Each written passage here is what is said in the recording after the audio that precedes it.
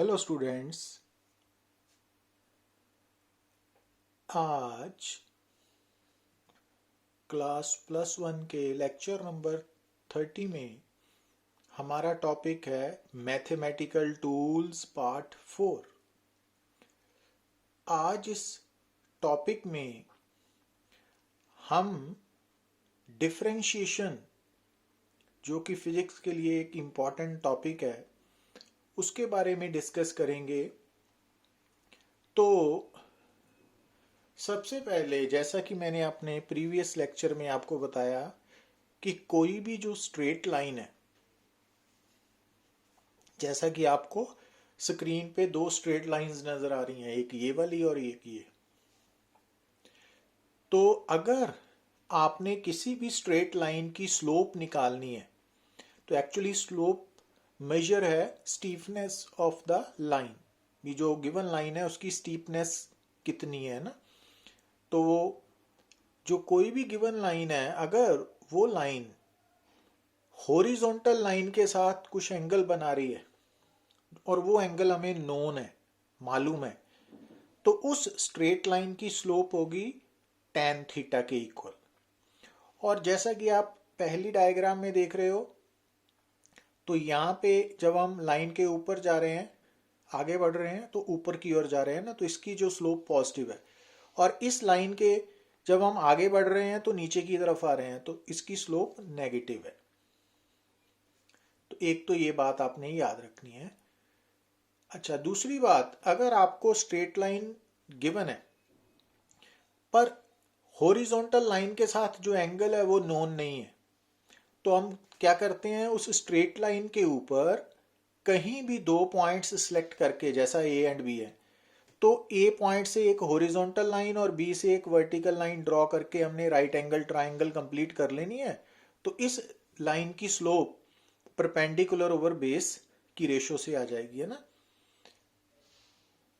अब ये जो लाइन है इसकी स्लोप नेगेटिव है, बट आएगी कैसे, वही कि अगर हमने लाइन के ऊपर दो पॉइंट्स सेलेक्ट कर लिए ए एंड बी, तो एक पॉइंट से हॉरिजॉन्टल लाइन, दूसरे से वर्टिकल लाइन से हमने एक राइट एंगल ट्राइंगल कंप्लीट कर ली, तो परपेंडिकुलर ओवर बेस की वैल्यू सब्स्टिट्यूट करेंगे। बट क्योंकि इस लाइन की स्लोप नेगेटिव है तो माइनस परपेंडिकुलर ओवर बेस। अब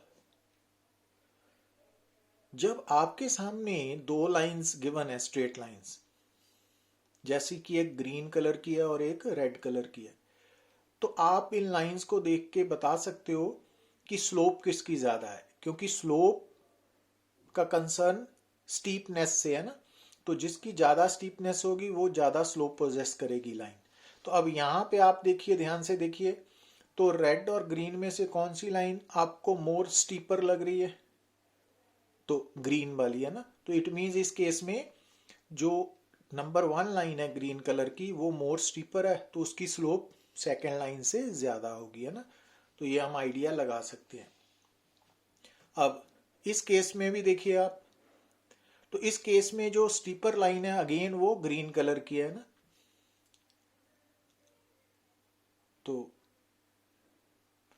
अब जैसे कि अगर मान लीजिए आपके सामने एक ग्राफ ड्रॉ किया हुआ है, तो उस ग्राफ में सबसे पहले आप क्या देखेंगे कि जैसा कि हमने पिछले लेक्चर में डिस्कस किया था कि जो हॉरिजॉन्टल लाइन होती है ग्राफ में उसको हम एक्स एक्सिस बोल देते हैं ना, और जो वर्टिकल लाइन है उसको वाई एक्सिस।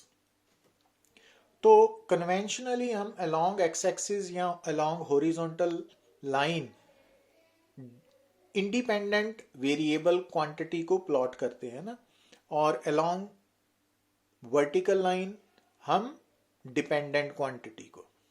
तो सबसे पहले जब भी आपने कोई भी ग्राफ के बारे में स्टडी करनी है तो आप ध्यान से देखिए कि वो जो ग्राफ है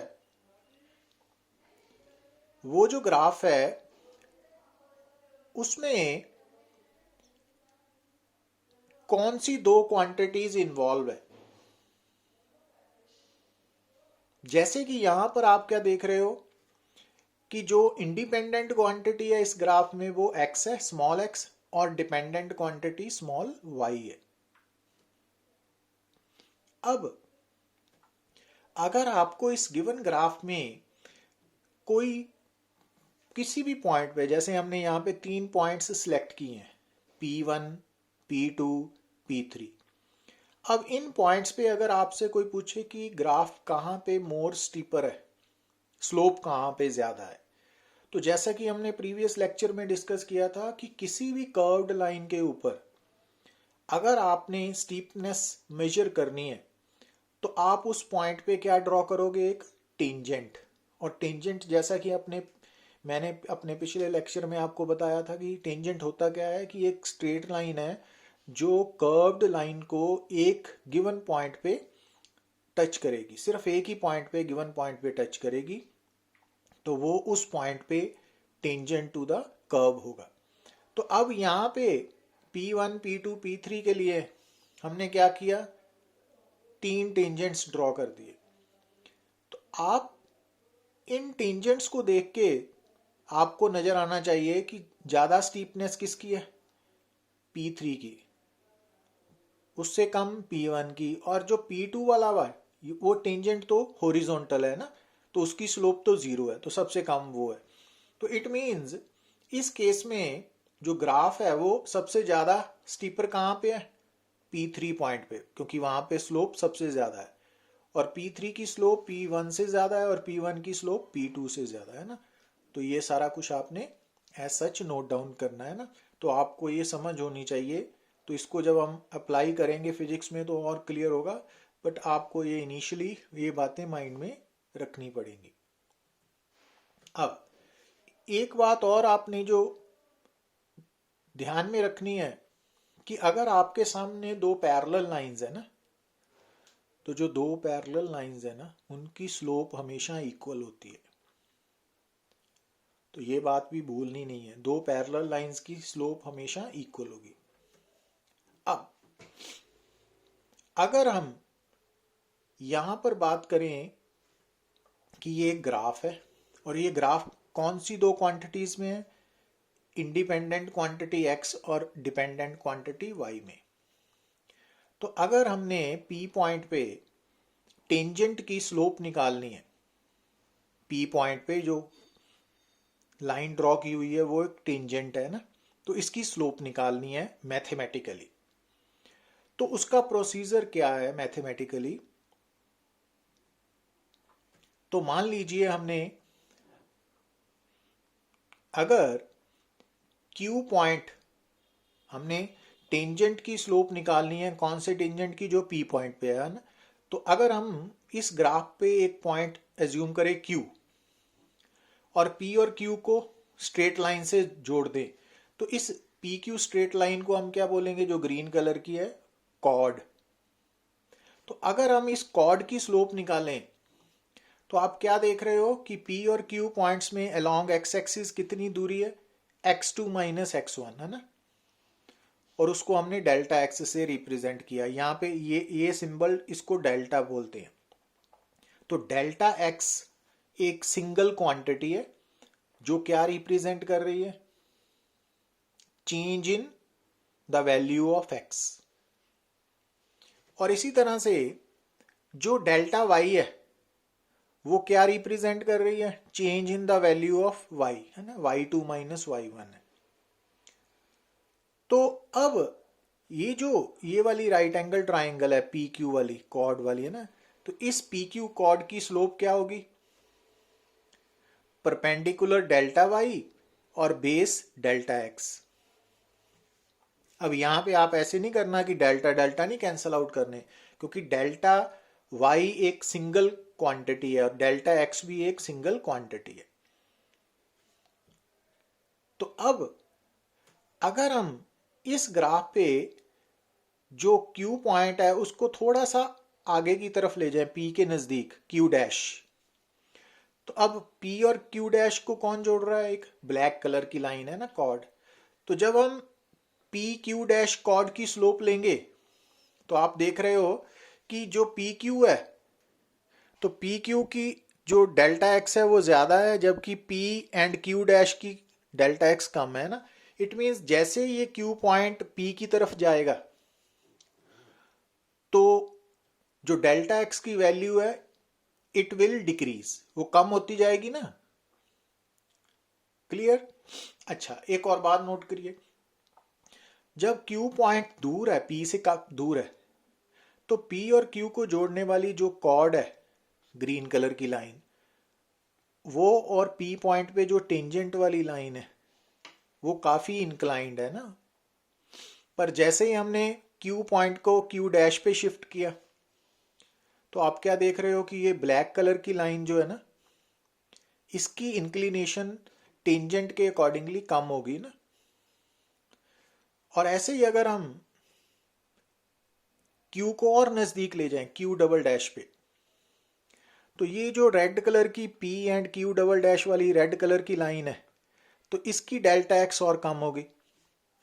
अब ये जो रेड कलर की कॉर्ड नजर आ रही है आपको, ये वाली स्ट्रेट लाइन और P पॉइंट पे जो टेंजेंट है उनकी इंक्लिनेशन और कम होगी। मींस वो एक तरह से पैरेलल नजर आना शुरू हो गए। अभी पूरी तरह से नहीं है पैरेलल, बट अब अगर हम इस Q पॉइंट को और P के नजदीक ले जाना शुरू करें तो दो बातें आपको नजर आ रही हैं। एक तो डेल्टा एक्स क्या हो रहा है, यहाँ पे कम हो रहा है। डेल्टा एक्स का मतलब यहाँ पे क्या है कि जो इंडिपेंडेंट वेरिएबल है उसकी वैल्यू, जो चेंज इन वैल्यू है वो कम हो रही है ना। और दूसरा, जो कॉर्ड है, जैसे जैसे ये Q पॉइंट P के नज़दीक जा रहा है ना, तो एक तो डेल्टा एक्स कम हो रहा है, दूसरा जो कॉर्ड है उसकी जो इंक्लिनेशन है वो टेंजेंट के पैरेलल होती जा रही है। तो इट मीन्स जब ये Q पॉइंट P के काफ़ी नज़दीक पहुंच जाएगा, काफ़ी नज़दीक, बहुत ही करीब, तो उस वक्त डेल्टा एक्स की वैल्यू क्या हो जाएगी? जीरो के करीब। जीरो नहीं, एग्जैक्टली जीरो नहीं, बट जीरो के करीब। तो उसको कैसे लिखते हैं? Limit delta X approaches to zero. और जब ये Q पॉइंट P के काफी नजदीक आ जाएगा तो ये रेड कलर की लाइन टेंजेंट वाली स्ट्रेट लाइन के पैरेलल हो जाएगी। तो इट मींस उस वक्त जो कॉर्ड की स्लोप है और जो टेंजेंट की स्लोप है वो दोनों बराबर हो जाएंगी। तो इट मींस जब ये Q वाला पॉइंट P के काफी नजदीक आएगा तो डेल्टा एक्स जब काफी कम हो जाएगी तो ये जो स्लोप है वो किसकी बन जाएगी? टेंजेंट की। तो delta Y over delta X ये बेसिकली क्या थी यहाँ पे? Slope of chord. पर जब डेल्टा एक्स काफी कम हो गया तो उस वक्त ये स्लोप किसकी होगी? टेंजेंट एट पॉइंट P पे, तो उसकी स्लोप बन गई ना। तो अब delta Y over delta X की जब वैल्यू डेल्टा एक्स जीरो हो तो मैथमेटिकली उसको क्या लिखते हैं? D Y by D X. तो अगर आपके सामने एक ग्राफ है, अब ध्यान से सुनना बात, अगर आपके सामने एक ग्राफ प्लॉट किया हुआ है जिसमें इंडिपेंडेंट वेरिएबल x है, डिपेंडेंट वेरिएबल का सिंबल y है, तो उस ग्राफ में किसी भी पॉइंट के ऊपर अगर हमने टेंजेंट की स्लोप निकालनी है तो वो कैसे निकलेगी कि जो डिपेंडेंट क्वांटिटी y है ना, उसको हम इंडिपेंडेंट क्वांटिटी x के साथ डिफरेंशिएट करेंगे। dy बाई डी एक्स जो आप नजर आ रहा है ना, तो dy बाई डी एक्स का मीनिंग है differentiation of y with respect to x। तो इसको ऐसे रीड करते हैं, dy by D X means differentiation of y with respect to x, या derivative of y with respect to x। और इस केस में dy बाई डी एक्स में y जो है डिपेंडेंट वेरिएबल है ना, तो डी बाई डी एक्स को क्या बोलते हैं? Differentiation with respect to X. तो D Y by D X को differentiation of y with respect to x, और अकेले डी वाई डी एक्स को ये सिंबल किसका हो गया? Differentiation with respect to x। तो अगर आपको कोई बोले differentiate with respect to x, तो आप उसका सिंबल क्या यूज करोगे? d over D X. तो ये सिंबल है differentiation with respect to x का। बट अगर आपको बोले differentiation with respect to t, तो फिर सिंबल क्या हो जाएगा? d over dt। अगर आपको बोलें differentiation with respect to T, तो आपने कौन सा सिंबल यूज करना है? D by D T, D by D T. तो ये माइंड में रखना है ना। अच्छा, तो एक्चुअली डिफरेंशिएशन जो है ना, वो जब हम किसी भी इक्वेशन को डिफरेंशिएट करते हैं तो वो डिफरेंशिएशन हमें क्या बताती है कि जो डिपेंडेंट वेरिएबल है उसकी वैल्यू कितना क्विकली और स्लोली बदल रही है with the change in value of dependent quantity, sorry independent quantity. Differentiation की वैल्यू हमें क्या बताती है कि जो डिपेंडेंट क्वांटिटी है उसकी वैल्यू कितना क्विकली और स्लोली बदल रही है with the change in independent quantity. Independent quantity के चेंज होने पे जो डिपेंडेंट क्वांटिटी है वो स्लोली चेंज हो रही है कि फास्ट चेंज हो रही है। तो जो इंडिपेंडेंट क्वांटिटी है उसको हम आर्गुमेंट भी बोलते हैं, that is also known as argument. तो ये टेक्निकल बातें हैं ना। तो डिफरेंशिएशन बेसिकली यूज करते हैं जब डेफिनेशन में लिखा हो रेट ऑफ चेंज ऑफ, तो rate of change of dependent variable with respect to independent variable. तो ये बातें लेटर ऑन आपको समझ आएंगी, बट अभी आपने ये समझा कि अगर आपके सामने कोई ग्राफ गिवन है और उस ग्राफ में आपने सबसे पहले क्या नोट डाउन करना है कि इंडिपेंडेंट वेरिएबल कौन सा है और डिपेंडेंट वेरिएबल कौन सा है ना। तो जो हॉरिजॉन्टल लाइन की और क्वांटिटी प्लॉटेड है वो इंडिपेंडेंट है और जो वर्टिकल लाइन के अलॉन्ग है वो डिपेंडेंट है। तो डिफरेंशिएशन हमें क्या बताती है? डिपेंडेंट क्वांटिटी किस तरह से चेंज कर रही है जब इंडिपेंडेंट क्वांटिटी में चेंज आ रही है। और इंडिपेंडेंट क्वांटिटी को, इंडिपेंडेंट वेरिएबल को हम आर्गुमेंट भी बोलते हैं। तो अब इस बात को हम यहां समझ रहे हैं कि मान लीजिए मैथमेटिकली जो डिपेंडेंट क्वांटिटी है y और इंडिपेंडेंट क्वांटिटी है x, उन दोनों के बीच में ये एक रिलेशन है जिसको आप इक्वेशन बोलते हो ना। तो मान लीजिए y is equal to X raise to power n। तो n क्या है? n एक नंबर है जो पॉजिटिव, नेगेटिव, फ्रैक्शन किसी में भी हो सकता है। तो अब अगर आप इस इक्वेशन को डिफरेंशिएट करना चाहते हो विद रिस्पेक्ट टू x,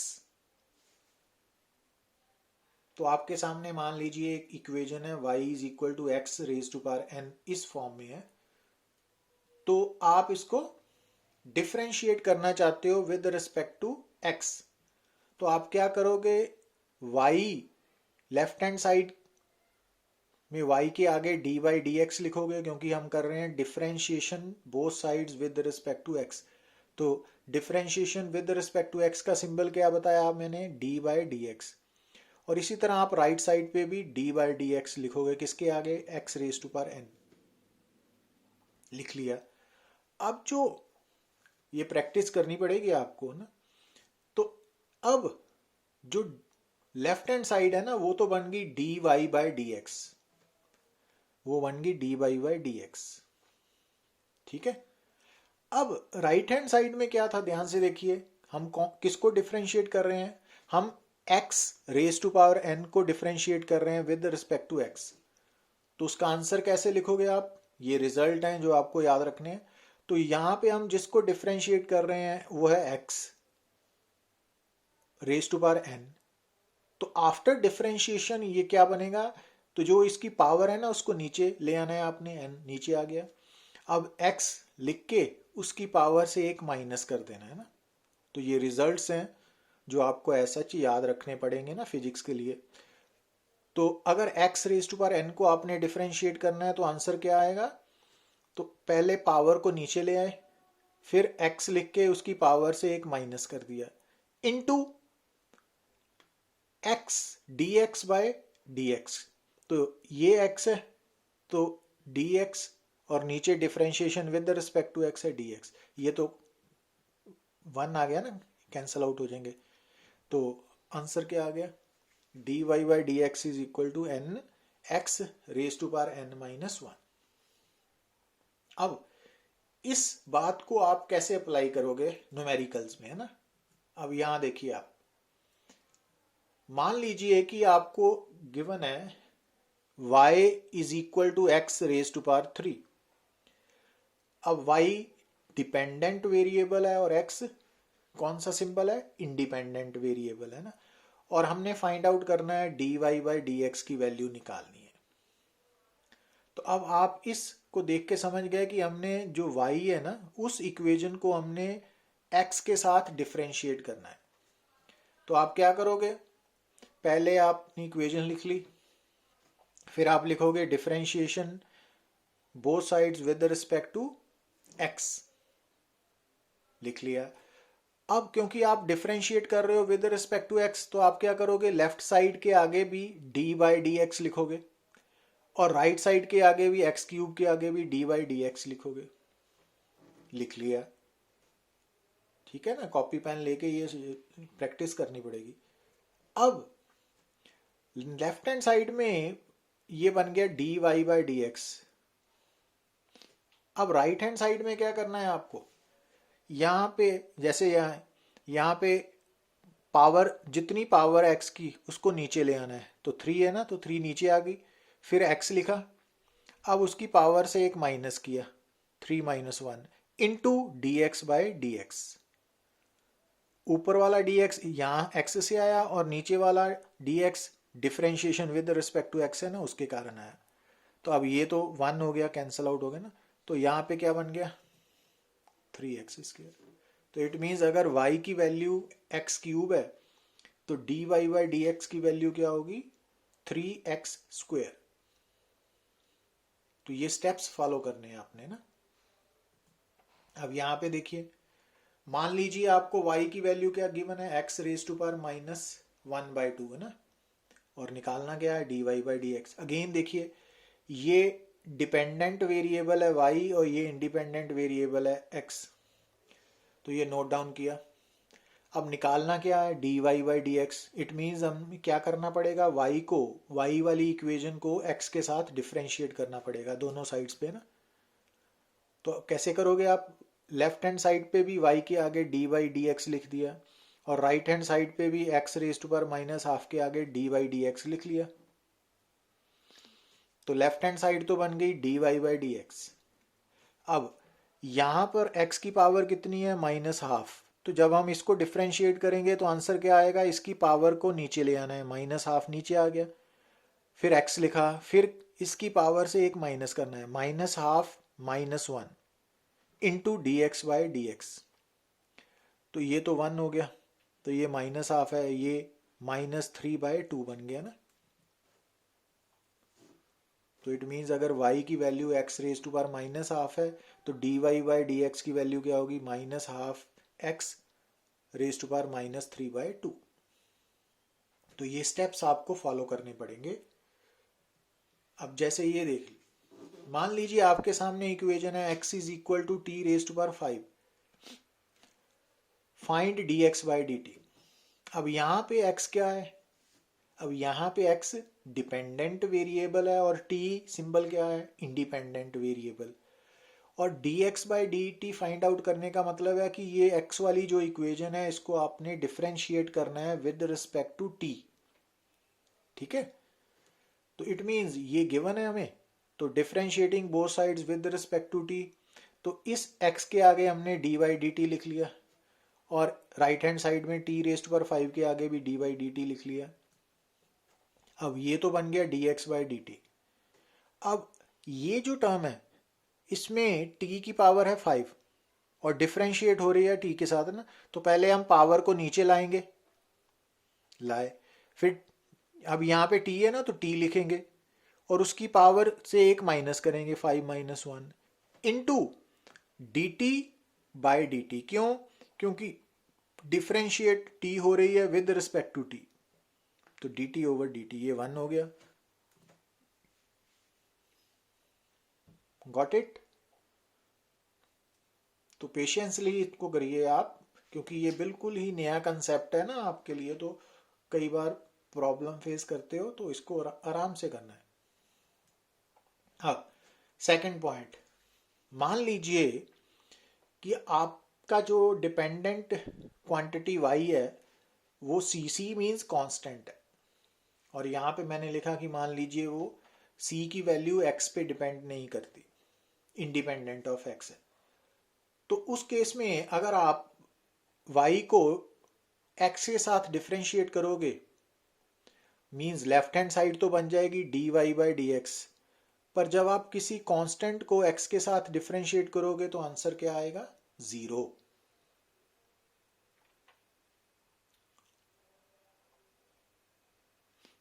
क्योंकि डिफरेंशिएशन क्या बताती है? Rate of change of dependent quantity with respect to independent quantity. अब अगर आपकी डिपेंडेंट क्वांटिटी y कांस्टेंट है तो उसमें कोई चेंज ही नहीं होगी, तो इट मीन्स उसका रेट ऑफ चेंज क्या होगा? 0 होगा। समझ आ रही है ना बात? तो अगर चीज कोई कांस्टेंट है वो इसी कारण कांस्टेंट है कि उसमें कोई चेंज नहीं आ रही, तो उसका रेट ऑफ चेंज ऑफ जो वैल्यू है वो 0 है। अब अगर मान लीजिए आपकी y जो डिपेंडेंट क्वांटिटी है y, अगर वो कांस्टेंट है और कांस्टेंट इंडिपेंडेंट ऑफ t है, और उस केस में अगर हम इसको डिफरेंशिएट करें विद रिस्पेक्ट टू t, तो dy बाई डी टी भी 0 ही आएगा। अब जैसे यहाँ पे देखिए, अब मान लीजिए y क्या है? 12 है, एक नंबर है ना, 12 कांस्टेंट नंबर है, फिक्स्ड नंबर है। तो अब अगर इस केस में हम y को x के साथ डिफरेंशिएट करेंगे, तो क्योंकि राइट हैंड साइड कांस्टेंट है तो it means dy by D x क्या आएगा? 0।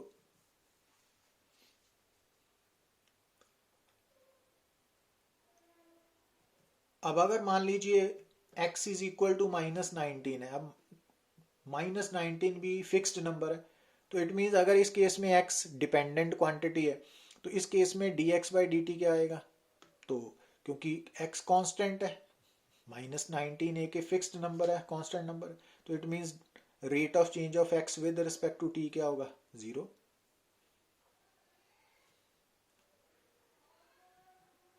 Thank you.